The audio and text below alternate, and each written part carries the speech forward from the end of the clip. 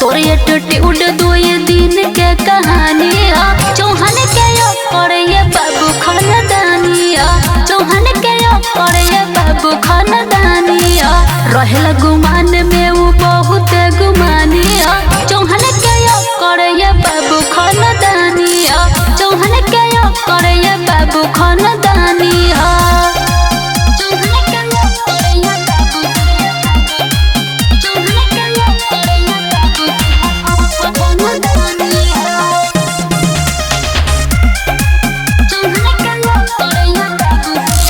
रखेल कदम जहाँ मचे खल बोले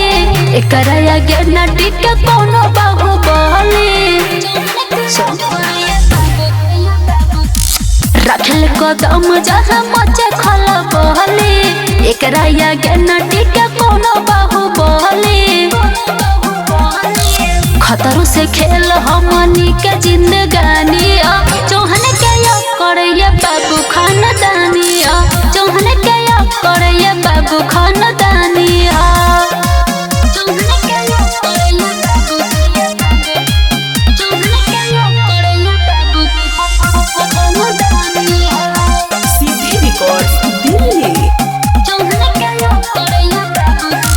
शुरू से चले तोर रंगदारी सौंपे अकेले पर जल भारी का शुरू से चले कर रंगदारी सौंपे अकेले पर जल भारी रोहित रोशन कहे सच ये कहानी चौहान के